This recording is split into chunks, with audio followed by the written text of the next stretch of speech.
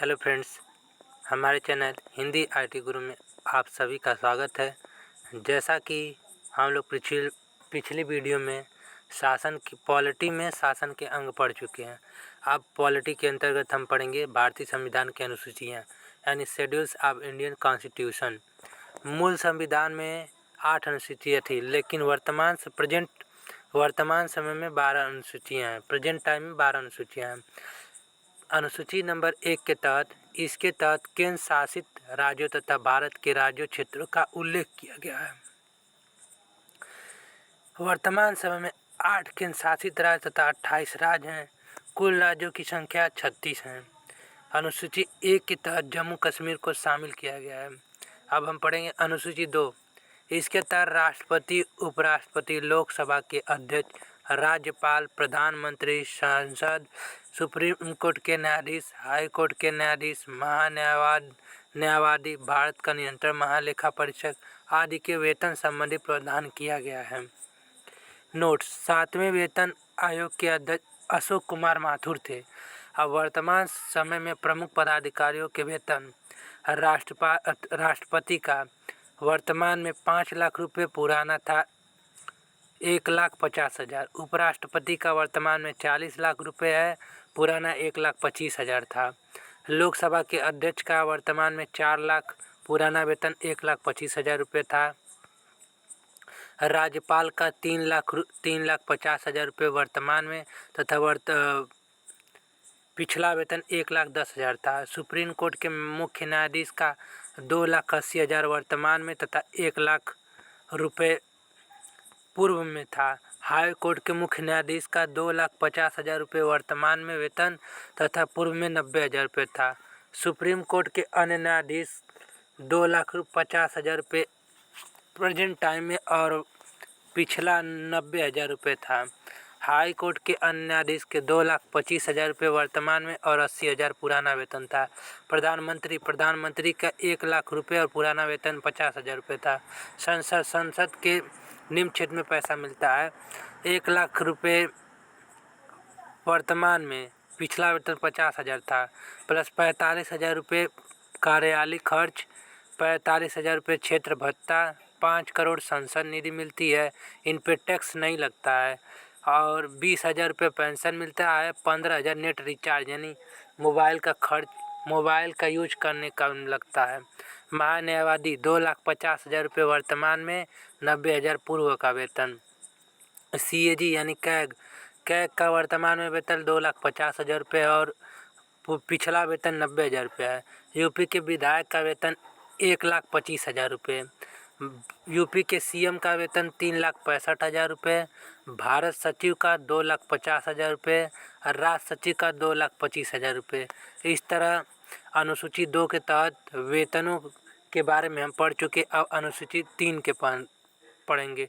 इसके तहत प्रधानमंत्री, सांसद, केंद्रीय मंत्री के सदस्य, राज्य मंत्री, कैग आदि पर ग्रहण के समय दी जाने वाली शपथ का प्रावधान किया गया। यानी अनुसूची 3 के अंतर्गत शपथ का प्रावधान किया गया है। भारत का राष्ट्रपति किसको शपथ लेता है?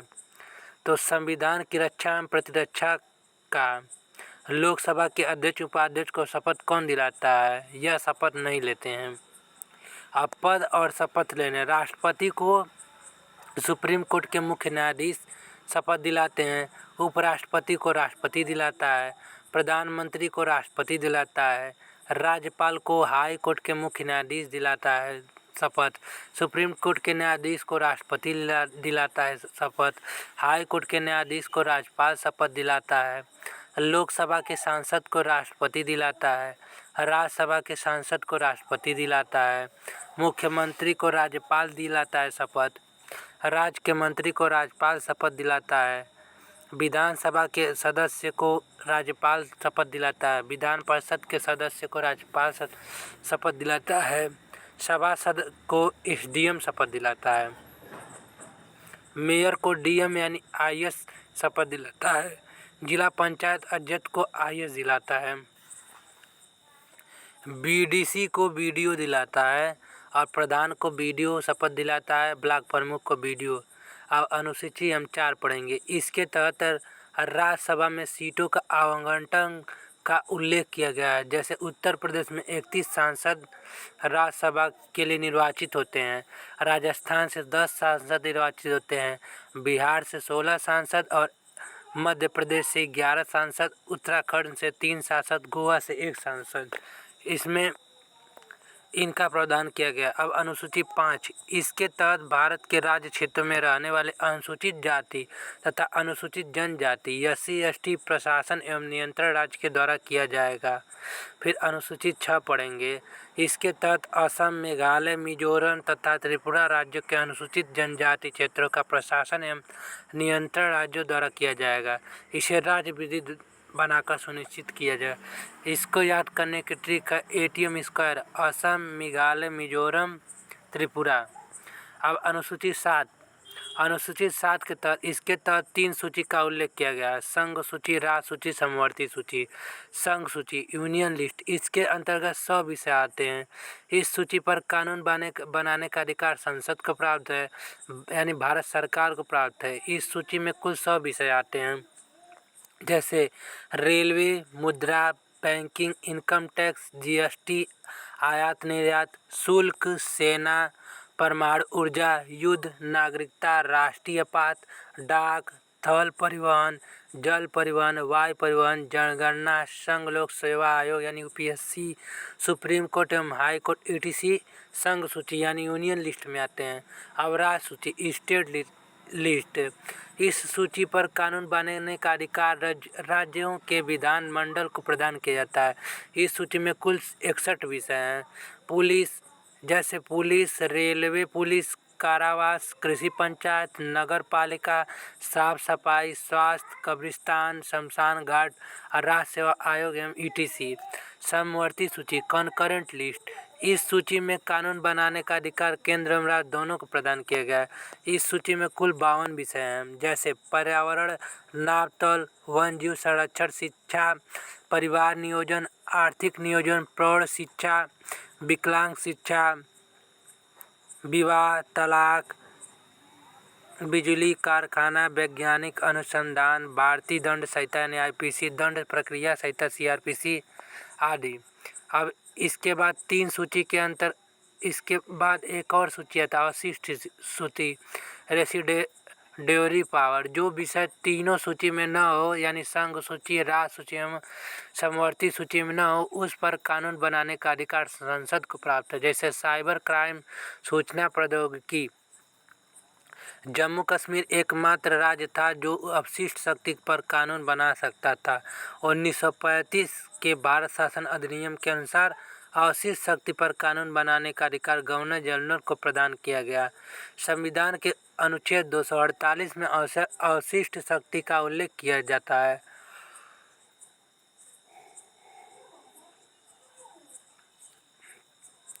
अवशिष्ट शक्ति कनाडा के संविधान से लिया गया है। अमेरिका में अवशिष्ट शक्ति पर कानून बनाने का अधिकार अमेरिका के राज्यों का प्रदान किया जाता है। अब पढ़ेंगे अनुसूची 8। इसके तहत संविधान के द्वारा 22 भाषाओं को मान्यता प्रदान किया गया है। मूल संविधान में 14 भाषाएं थी जो निम्नलिखित हैं। इसका ट्रिक याद करने का, अम्बा सत कम कम पत्ते देता उसे गुड़हिल के। जैसे अ से असमिया, ब से बांग्ला, स से संस्कृत, त से तमिल, क से कन्नड़, म से मलयालम, क से कश्मीर, म से मराठी, प से पंजाबी, त से तेलुगु। देता है छोड़ देंगे, उससे उसे उड़िया, द से उर्दू, ग से गुजराती, ही से हिंदी। अब आगे हम पढ़ेंगे 21वां संशोधन 1967 में सिंधी भाषा को 15वीं भाषा के रूप में जोड़ा गया। 71वां संशोधन 1992 में 3 भाषा जोड़ा गया, नेपाली, मणिपुरी, कोंकणी। इसको याद करने का तरीका है नमक, न से मतलब न से नेपाली, म से मणिपुरी, क से कोंकणी। 92वां संविधान संशोधन 2002 के तहत 4 भाषाओं को जोड़ा गया, बोडो, डोगरी, संथाली, मैथिली। इसको याद करने का ट्रिक है बोडमास में BO को हटा देते हैं, BDMS मतलब B से बोडो, D से डोगरी, M से मैथिली, S से संथाली। अब 8वीं अनुसूचित में अंग्रेजी, अवधी, हरियाणी, राजस्थानी, भोजपुरी आदि को सम्मिलित नहीं किया गया है। अब हम कुछ लिपि पढ़ेंगे। खरोष्ठी लिपि राइट टू लेफ्ट यानी दाएं से बाएं। बाहरी लिपि लेफ्ट टू राइट बाएं से दाएं। फारसी लिपि राइट टू लेफ्ट दाएं से बाएं। रोमन लिपि लेफ्ट टू राइट बाएं से दाएं। गुरमुखी लिपि लेफ्ट टू राइट बाएं से दाएं। देवनागरी लिपि बाएं से दाएं। इसमें देवनागरी लिपि के अंतर्गत नेपाली, हिंदी, संस्कृत, भोजपुरी, मराठी, कोंकणी भाषा आते हैं। अब पढ़ेंगे हम अनुसूची 9। यह अनुसूची प्रथम संविधान संशोधन अधिनियम 1951 के द्वारा संविधान में जोड़ी गई। इसके तहत उन विषयों को सम्मिलित किया गया है जो बाध्य योग्य नहीं है, जैसे चकबंदी कानून, भूमि सुधार कानून, जमींदारी उन्मूलन कानून तथा तमिलनाडु में 69% आरक्षण आदि। वर्तमान समय में इस अनुसूची में लगभग 289 अधिनियमों को सम्मिलित किया गया है। अब अनुसूची 10 पढ़ेंगे। यह अनुसूची 55वां संविधान संशोधन अधिनियम 1985 के तहत संविधान में जोड़ी गई। यह अनुसूची दल बदल कानून से संबंधित है। जैसे उस समय राष्ट्रपति थे ज्ञानी सैल सिंह और प्रधानमंत्री थे राजीव गांधी। अब हम पढ़ेंगे अनुसूची 11। यह अनुसूची 73वां संविधान संशोधन अधिनियम 1952 के द्वारा संविधान में जोड़ी गई। इसके तहत ग्राम पंचायतों का उल्लेख किया गया। ग्राम पंचायतों को 29 विषय प्रदान किया गया है जिस पर वह कानून बना सकते हैं। अब पढ़ेंगे हम अनुसूची 12। यह अनुसूची 74वां संविधान संशोधन अधिनियम 1992 के द्वारा जोड़ी गई। इसके तहत नगर पालिका का उल्लेख किया गया है। इसके 18 विषय प्रदान किए गए हैं जिस पर वह कानून बना सकता है। अब हम लोगों के एग्ज़ाम में इसके क्वेश्चन इस प्रकार बनते हैं। जैसे अनुसूची 2 किससे संबंधित है, तो इस तरह ऑप्शन दिया है शपथ, वेतन, दल बदल कानून, ग्राम पंचायत। तो अनुसूचित 2 वेतन से संबंधित है। अनुसूचित 10 किससे संबंधित है, ग्राम पंचायत, नगर पालिका, दल बदल, इनमें से कोई नहीं, नन ऑफ दीज। यानी अनुसूची 10 पढ़े हैं दल बदल कानून।